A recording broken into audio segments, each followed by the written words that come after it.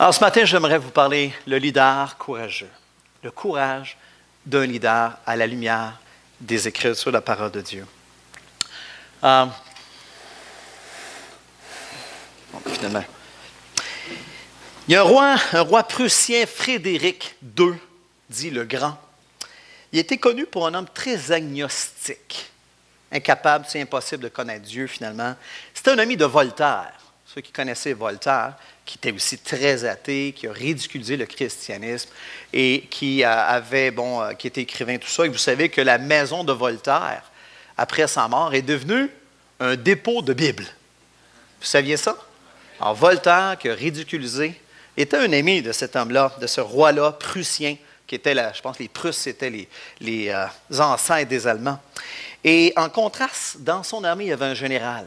Et lui, il s'appelait le général von Zielen, un de ses officiers les plus fidèles, et qui était un chrétien très engagé. Un jour, comme il participait à un rassemblement festif, le roi a commencé à faire des plaisanteries déplacées sur Jésus-Christ. Et au point où tout le monde s'étouffait de rire, bien entendu, sauf le général von Zielen. Finalement, il s'est levé, le général. Il s'est adressé au roi en ces termes et il a dit ceci. « Sire, vous savez que je n'ai jamais craint la mort. J'ai combattu et j'ai gagné pour vous 38 batailles. Je suis un vieil homme maintenant et je devrais bientôt entrer dans la présence d'un plus grand que vous. Le Tout-Puissant qui m'a sauvé de mon péché, le Seigneur Jésus-Christ que vous injuriez.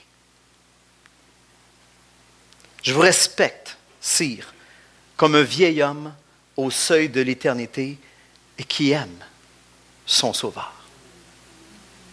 L'endroit est devenu silencieux. Plus un mot. Et d'une voix tremblante, le roi répondit, « Général von Zielen, je vous demande pardon. » Et le part est fini. Ça finit là. Quel courage! Le courage de se lever pour l'honneur de Jésus-Christ devant un roi humain. Et il s'est levé. Vous connaissez l'expression « solide comme un chêne ». Est-ce qu'il y en a qui ont des chênes dans leur cou? Il y en a qui en ont? Alors le chêne, oui, quelques-uns, c'est intéressant. Le chêne est un des arbres les plus impressionnants. Et j'ai googlé, j'étais sur Wikipédia et j'ai découvert ceci. Pourquoi le chêne est si spécial? Les chênes sont remarquables, premièrement pour leur taille, mais aussi pour leur ancienneté. Et savez-vous pourquoi? C'est quoi le truc? C'est quoi que le chêne a de particulier? C'est que le chêne se développe et grandit lentement. Une couche à la fois. Et parce que c'est lent, la couche de bois peut être dure, peut durcir. Et le chêne se développe comme ça, une couche à la fois, et devient extrêmement, extrêmement dur. Il faut 100 à 150 ans pour qu'il atteigne ce qu'on appelle la canopée. Alors, si un jour vous avez un mot spécial à trouver, est-ce qu'il y en a qui connaissent c'est quoi ce mot-là? Oui, la canopée. La canopée, c'est lorsqu'on a des arbres qui s'élèvent, qui atteignent une hauteur exceptionnelle, alors le plus haut, et c'est là qu'il y a comme une deuxième jungle, une deuxième nature, une deuxième végétation, il y a des animaux différents. Ceux qui ont écouté, je ne sais pas si c'est le roi de la jungle ou Tarzan. Vous savez, il y a comme on arrive en haut de des arbres, hey, ça c'est la canopée. Et ça prend 100 à 150 ans pour le chêne d'atteindre la canopée, qui est l'étage supérieur de la forêt. Et si on le laisse vivre, le chêne dépasse facilement, il dure longtemps, le chêne. 500 ans, il peut aller jusqu'à 1000 ans. 1000 ans pour un chêne. C'est extraordinaire. Ça nous inspire ce matin. Et depuis quelques semaines, c'est ce qu'on fait. Depuis quelques semaines, on souligne le fait qu'on a besoin de leaders spirituels qui se lèvent. Le Québec a besoin, le monde a besoin de leaders. Dans votre milieu de travail a besoin de leaders spirituels. pour devenir progressivement des chaînes capables de passer à travers les défis et à travers les saisons. Les défis et les saisons et de demeurer debout. C'est un grand défi. C'est un grand défi. L'Ecclésiaste nous dit qu'il y a des saisons pour pleurer. Il y a différentes saisons. Il y a différentes choses qui se passent. Et comme leader, lorsqu'on parle de saison, j'en présente 3. C'est ce qu'on a à vivre à tous les jours ou dans votre vie, vous allez vivre ça. Il y a des saisons parce que tout va bien. C'est la croissance. Il me semble que tu as l'impression que, wow, tout fonctionne. Un leader spirituel, courageux, fonctionne et s'ajuste dans cette saison-là. Il y a des moments comme leader où est-ce que ça plafonne, où est-ce que c'est stagne. C'est comme un plateau. Un leader doit s'adapter à cette saison-là. Mais il y a aussi des saisons de décroissance pour un leader. Tous les leaders vont connaître des saisons de décroissance. C'est sûr et c'est certain. Des moments de crash, c'est pas mon estomac. Je n'ai pas d'argent. Ça va-tu? Tes batteries?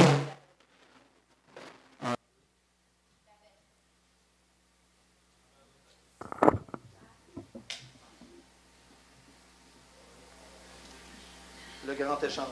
C'est comme Jésus, hein? C'est substitué. Merci Yvon. Jésus pour moi.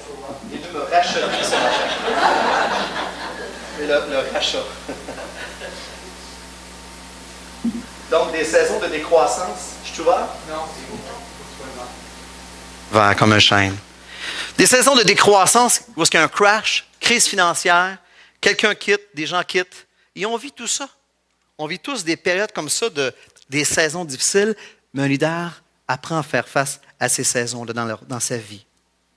Et il doit savoir, comme un dérailleur de bicycle, être capable de s'ajuster. Mais il y a plus que ça pour un leader. Comment devenir un chêne d'envergure? Sur quoi devrais-je fonder mon leadership pour atteindre la canopée, pour être ce chêne-là? Où est-ce que les arbres, les oiseaux plutôt, la végétation, les gens se rassemblent là et manifestent la gloire de Dieu? J'aimerais vous emmener ce matin dans une histoire où un homme qui s'est levé progressivement. Et je souligne le mot progressivement, une couche à la fois. Comme un chêne dans les différentes saisons de sa vie pour justement enfin atteindre l'objectif défini par Dieu. Et j'ai choisi Josué. Non, pas mon fils, mais Josué.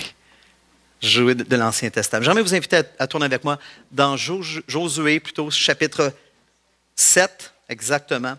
Josué, chapitre 7. Et on va aller dans quelques minutes, on va lire quelques passages dans Josué. Mais juste avant, je vais vous parler un petit peu de Josué. Un de mes personnages favoris, et je vais vous dire pourquoi ce matin. Le livre de Josué, premièrement, si on résume ça en une phrase, ça serait à peu près ceci. Comment Dieu a marché au milieu de son peuple pour lui donner le courage et le fait d'être indestructible afin de posséder le pays promis. Ça, c'est un peu une synthèse du livre de Josué. Et Dieu y établit Josué comme le nouveau leader lorsqu'il avait 20 ans, 40 ans, 60 ans, 80 ans. 80 ans. Il avait 80 ans. Il est un bon exemple de leader. Quelqu'un qui connaît le chemin, qui emprunte le chemin et qui montre le chemin aux autres. Et ça, c'est Josué. Josué, c'est le modèle d'un leader qui s'est levé pour Dieu et qui reste debout toute sa vie. Et d'ailleurs, plusieurs voient en lui, en Josué, un type de Jésus-Christ. D'ailleurs, son nom, c'est ce que ça signifie, Yahvé est le salut. Son nom est très, très proche, même du nom de Jésus. Et plusieurs voient en lui un type. Josué, le leader courageux et obéissant qui a mené la nouvelle génération dans la terre promise, tout comme Jésus. Exactement ce que Jésus fait. Le nouveau leader, unique, extraordinaire et invincible, qui seul peut mener l'homme auprès du Père et au paradis, qui est cette terre promise céleste. Alors, Josué est un type de l'Ancien Testament, un type de Jésus-Christ. Il est avec Caleb, et ça c'est important ce que je vais vous dire ici, pour voir un peu son background. Où est-ce qu'il a grandi à Saint-Henri, sur l'île de Montréal? On voit où est-ce qu'il a grandi, lui. Caleb, est-ce que vous vous rappelez que, pas Caleb, Josué, rappelez-vous que lui a été esclave en Égypte. Il a vécu l'esclavage. Il sait c'était quoi de la paille puis de la brique, d'avoir des coups peut-être. Il a connu ça, Josué, avec Caleb.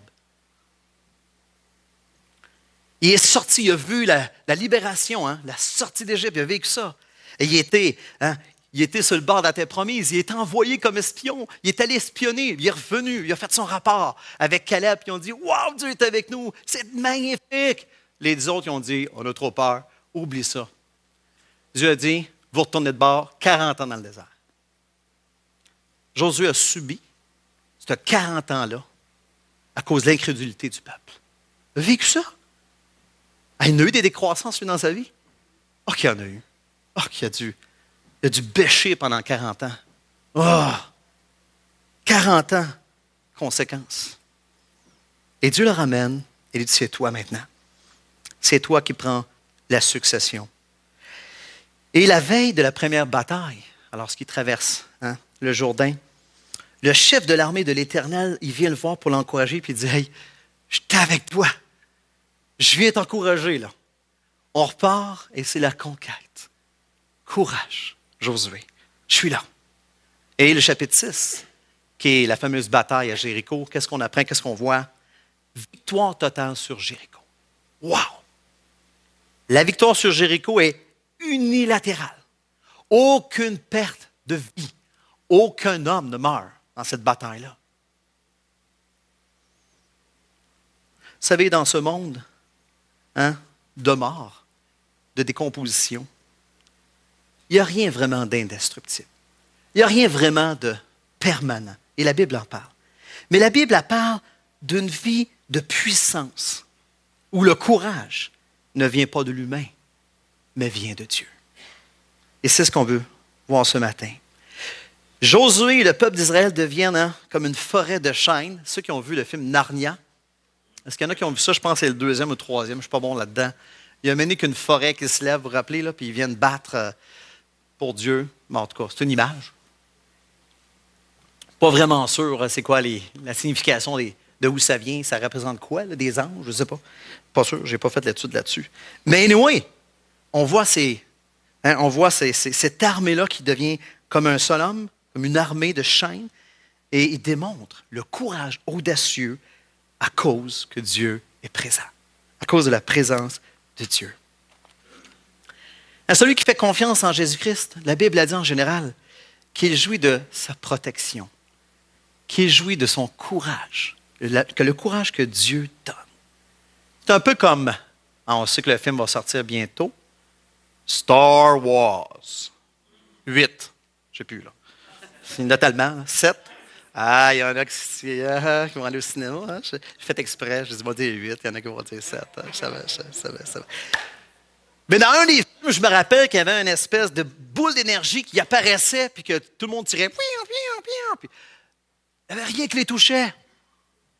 Il n'y a rien qui les touchait. Je me suis trop demandé aussi comment ça se fait qu'il y en a que. Tu sais, Han Solo qui est dans le corridor, tu as 8 blancs, là, les bonhommes clones, là, puis là, ils tirent, puis ils ne meurent jamais. Ça, je me suis dit, boy. Mais je pense que l'image est. Ça, je pense que c'est trop fort. Mais la boule d'énergie qui les protège, c'est exactement ce que Dieu fait avec son peuple. Dieu se place au-dessus d'eux et les rend invincibles. Les boucliers thermiques d'une navette spatiale, j'ai été relire là-dessus, les 34 000 tuiles sur le vent de la navette et avec une 25 fois la vitesse du son, qui résiste à une température dans l'entrée de l'atmosphère. Alors, c'est ce que Dieu fait. C'est ce que Dieu promet à son peuple. Résultat, rien ne peut ébranler ceux qui sont en sécurité sous le bouclier divin. Et j'aimerais, frères et sœurs, que ce matin, et amis, que vous compreniez cette vérité-là. Sous la protection de Dieu, l'homme, le peuple de Dieu devient, je ne dirais pas invincible parce qu'on est faillible et on va le voir dans quelques secondes, mais il y a une protection de Dieu, un courage qui est là, qui vient de Dieu. Mais n'allez pas croire que Josué lui a obtenu, et je fais une nuance ici, qu'il a obtenu ce courage-là de son père. Son père s'appelait Non. Ou bien qu'il a appris à jouer quand il était petit, avec des épées en mousse comme chez nous.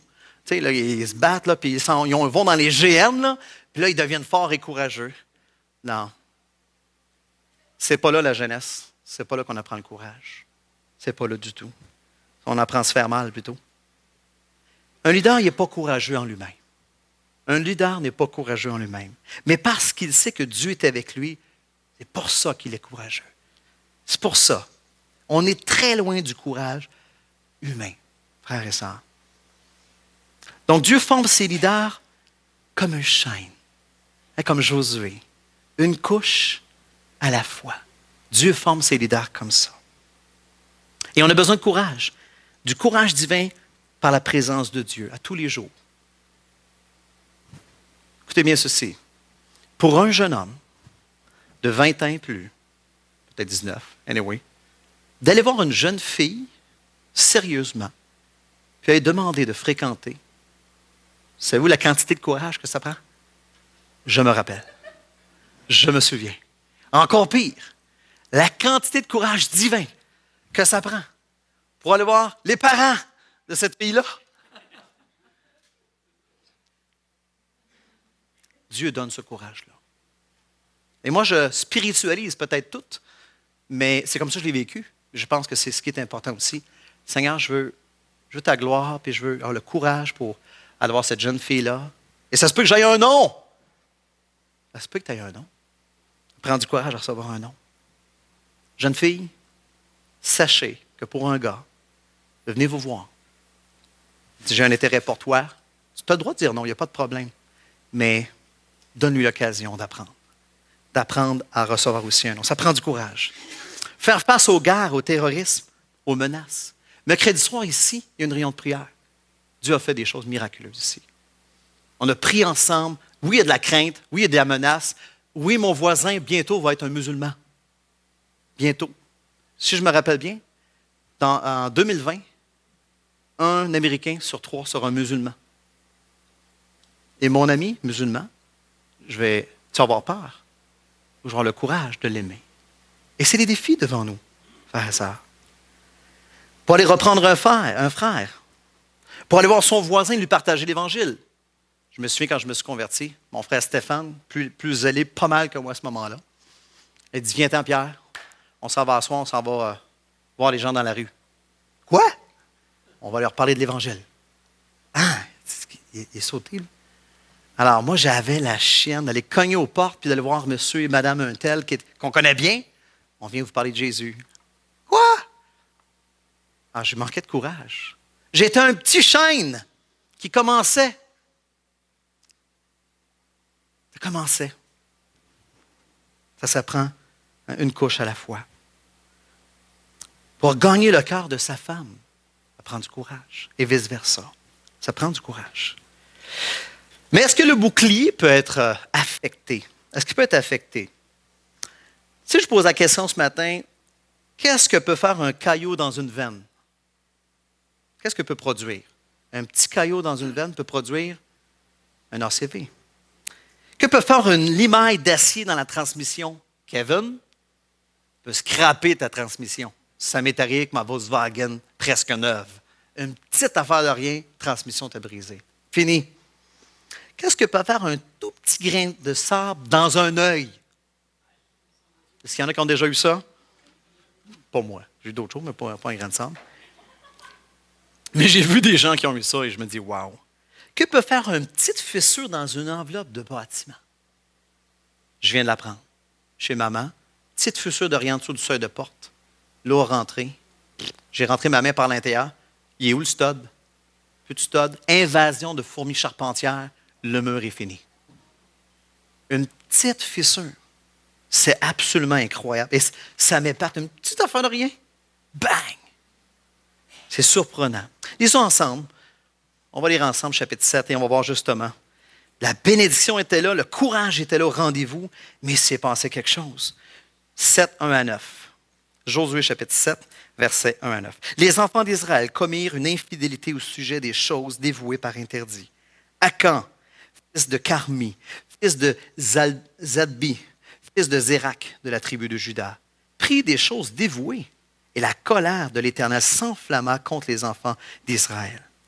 Josué envoya de Jéricho des hommes vers Haï, qui est près de Beth-Aven, à l'orient de Béthel. Il leur dit, montez et explorez le pays. Et ces hommes montèrent et explorèrent Haï. Ils revinrent auprès de Josué et lui dirent, il est inutile de faire marcher tout le peuple. 2 ou 3 000 hommes suffiront pour battre Haï. Ne donne pas cette fatigue à tout le peuple, car ils sont en petit nombre. 3 000 hommes environ se mirent en marche, mais ils prirent la fuite devant les gens d'Haï. Les gens d'Haï leur tuèrent environ 36 hommes, et ils les poursuivirent depuis la porte jusqu'à Sherbarim et les battirent à la descente. Le peuple fut consterné et perdit courage. Josué déchira ses vêtements et se prosterna jusqu'au soir, le visage contre terre devant l'arche de l'Éternel, lui et les anciens d'Israël. Ils se couvrirent la tête de poussière. Et Josué dit, « Ah Seigneur, Éternel, pourquoi tu fais passer le Jourdain à ce peuple pour nous livrer entre les mains des Amoréens et nous faire périr? Oh, si nous avions su rester de l'autre côté du Jourdain! De grand Seigneur, que dirais-je auprès d'Israël? Qu'Israël plutôt a tourné le dos devant ses ennemis? Les Cananéens et tous les habitants du pays l'apprendront. Ils nous envelopperont et ils feront disparaître notre nom de la terre. Et que feras-tu pour ton grand nom? Que feras-tu pour ton grand nom? Et on voit dès le départ, au verset 1, le péché d'Akan a tout gâché. A tout gâché. Akan, un homme comme vous et moi, qui est dans le peuple, qui commet un acte d'infidélité, même Dieu dit un acte d'adultère. Tu m'as trompé, Akan. Grave aux yeux de Dieu. Un petit péché. Un beau manteau qu'il a pris. Hop, des pièces d'or. Hop, un beau lingot. Je cache ça dans ma tente. Un petit péché, vraiment. Le problème ici, c'est qu'il vole le trésor de l'Éternel. Et il pige dans l'assiette avant tout le monde, avant même Dieu. Et il se sert puis il le prend pour lui. Ça appartient à Dieu.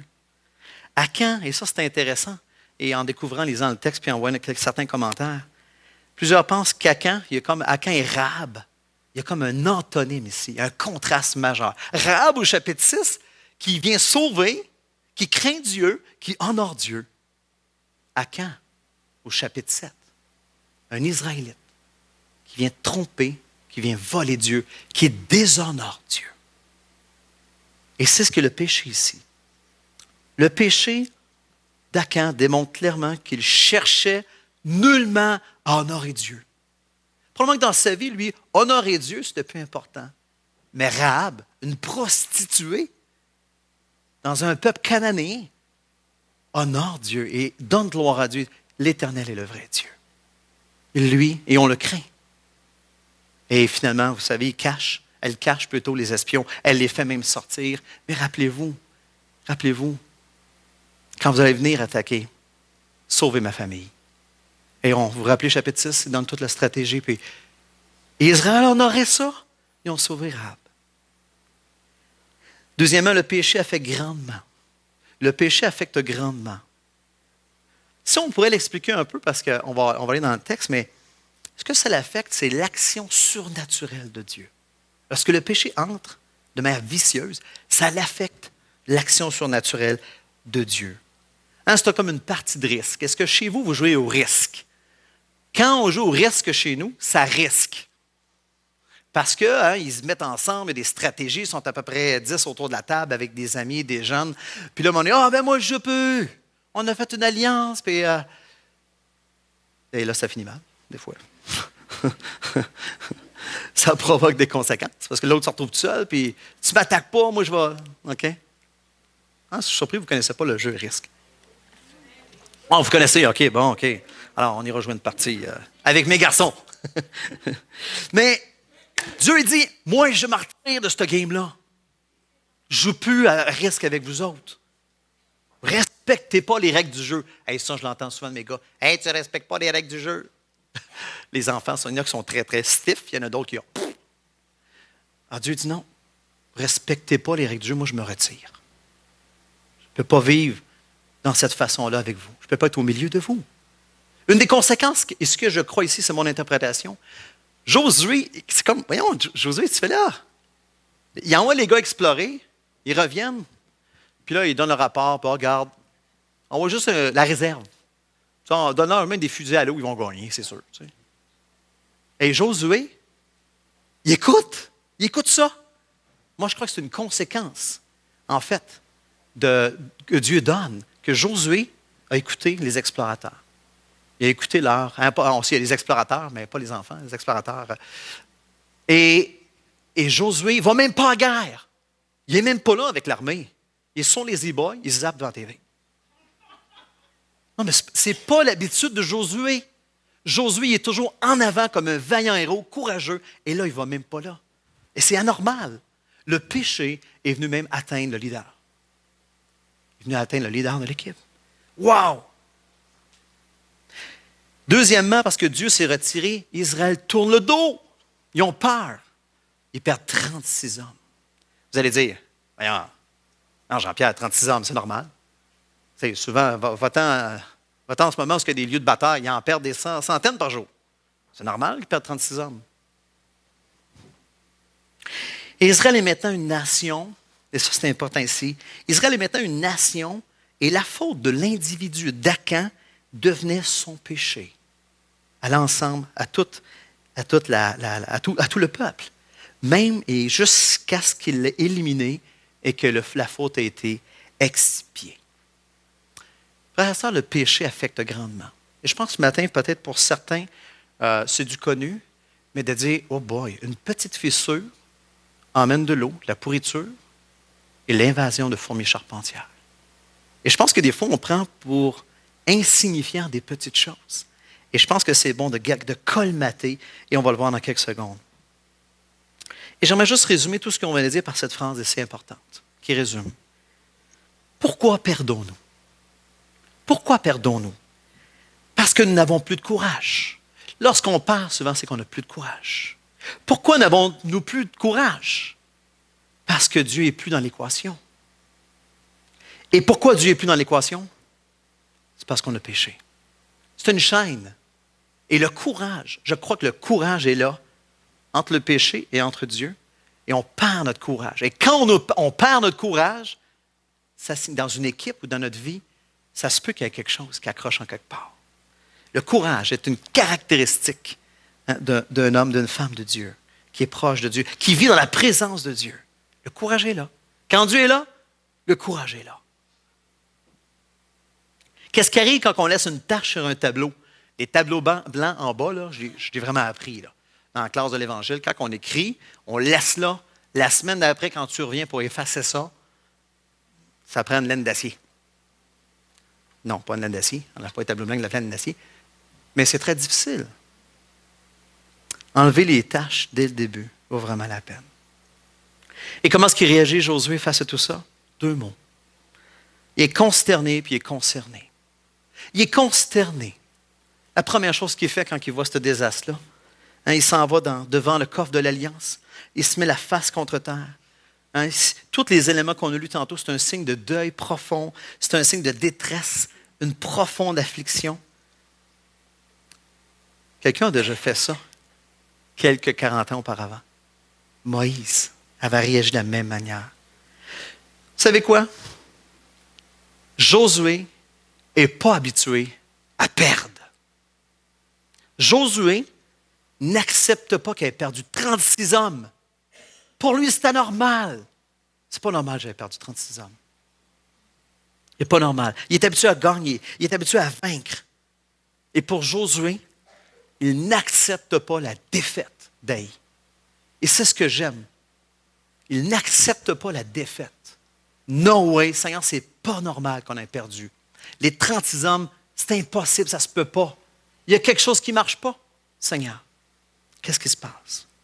Et il est concerné par 3 choses. Et on l'a lu. Il est concerné particulièrement par l'absence de Dieu. Il voit. Il sait que Dieu n'est pas là. Et il se pose des questions. Qu'est-ce qui se passe, Dieu? Pourquoi tu nous as abandonnés? Qu'est-ce qui cloche? La présence de Dieu dans sa vie à Josué, c'est l'un des présents les plus importants.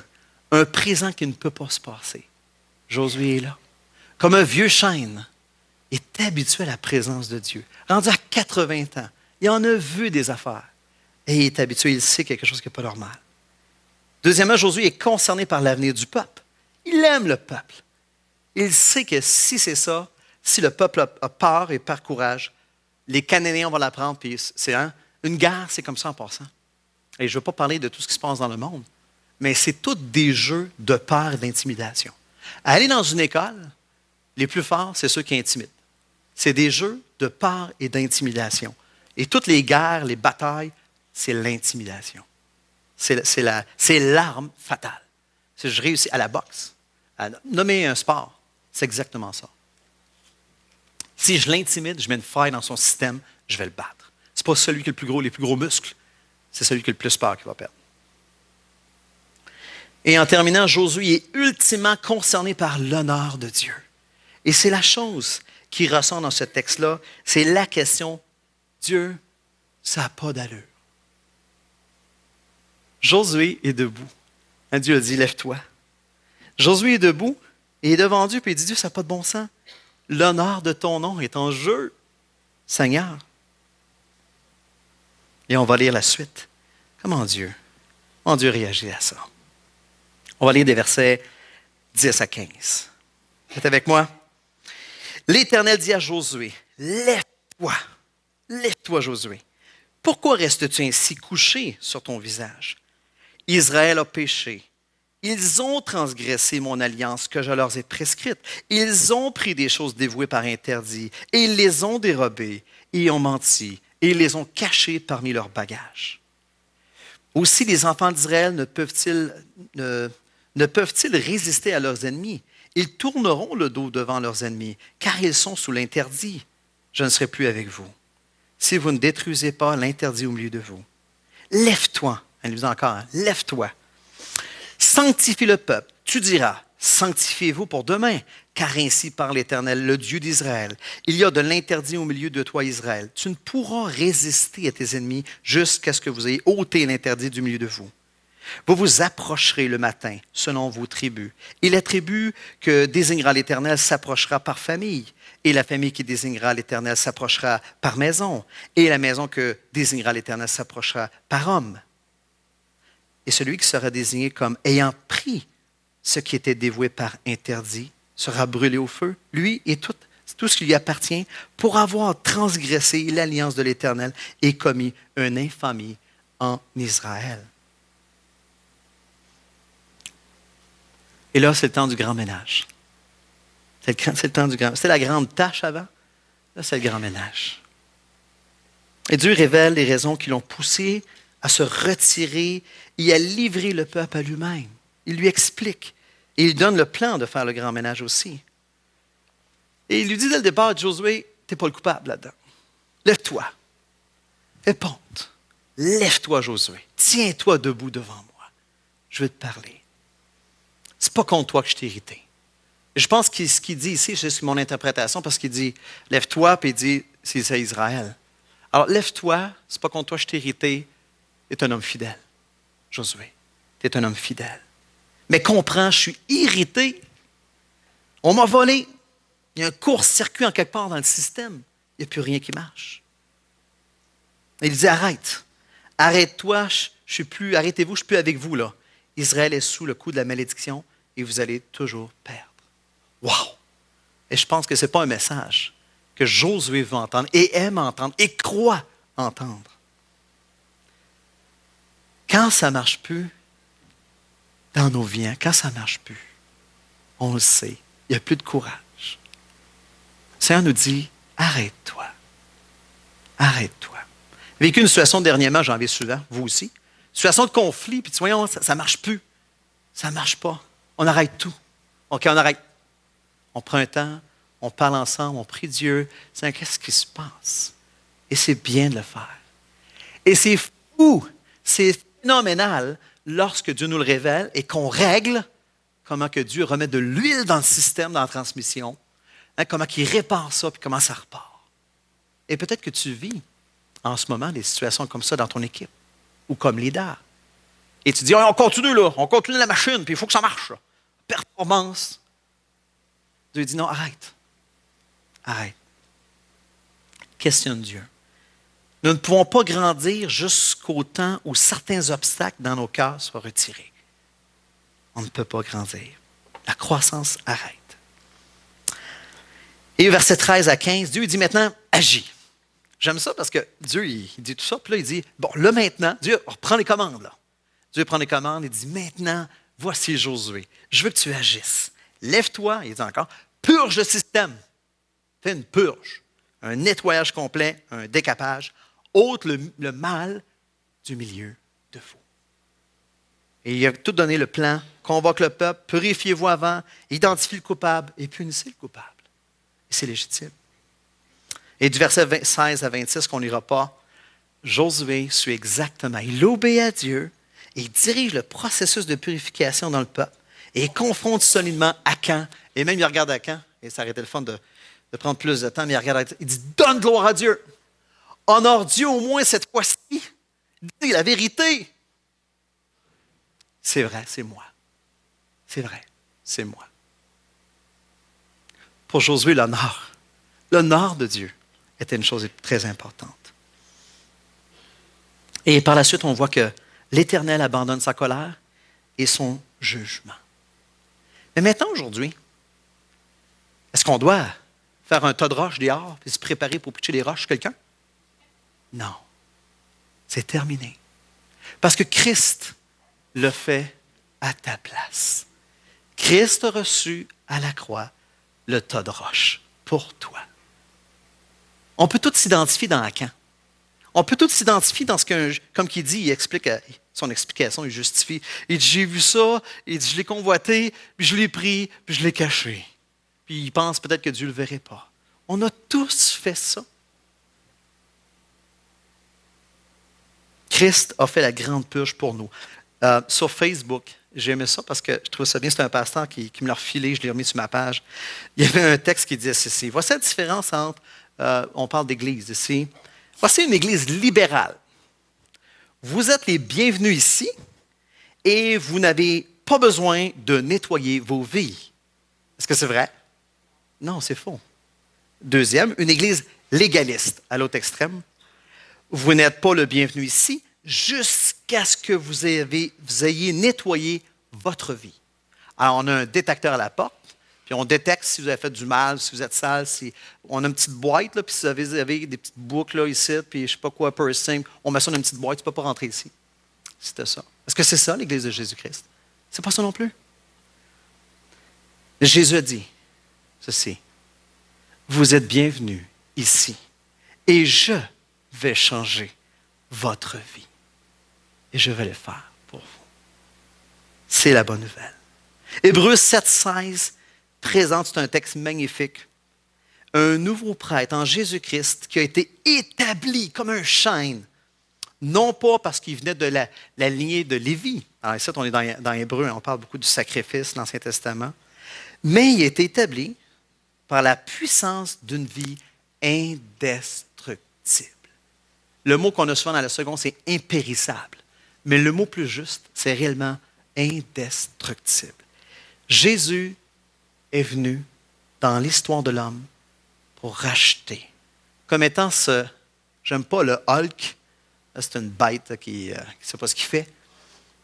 Wolverine, ceux qui sont dans les films, c'est des affaires que tu ne peux pas détruire, mais c'est tellement pas comparable. Mais Jésus est venu comme un chêne, solide, fort, indestructible, sans faille, pour donner du courage. On a chanté à ce matin. Pour donner de l'espoir à ceux qui sont épuisés, à ceux qui sont écrasés, à ceux qui ont des charges de leadership puis qui disent que je ne suis pas capable. Jésus est venu pour ça, pour t'aider à accomplir tes tâches, traverser les saisons de croissance, de plateau et de décroissance que tu vas vivre dans ta vie. Et peut-être que tu es en ce moment dans une période difficile de décroissance. Et c'est difficile.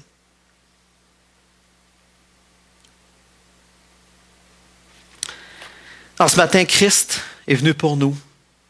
Et j'aimerais juste terminer en disant ceci. Le péché produit le retrait de Dieu. Mais une fois le péché ôté, qu'est-ce qu'on voit? Tout de suite, quand le péché est ôté, l'action surnaturelle de Dieu revient de plus belle. Expérimentez-le, tout le monde. Expérimentez cette vérité extraordinaire aussitôt que le péché, parce que la puissance de Dieu se déploie constamment. Jésus-Christ est là de manière permanente. il est là avec nous. Il ne se retire pas. Il s'en va pas, là. Il a subi la conséquence et il est présent et il nous accompagne. Et au début du chapitre 8, l'histoire termine ainsi. Juste lire versets 1 à 4 et voir. L'Éternel dit à Josué, ne crains point, ne t'effraie point.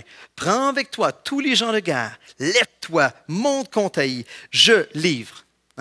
Voici, plutôt vois, je livre entre tes mains le roi d'Haï, son peuple, sa ville et son pays. Tu traiteras Haï et son roi comme tu as traité Jéricho et son roi. Seulement,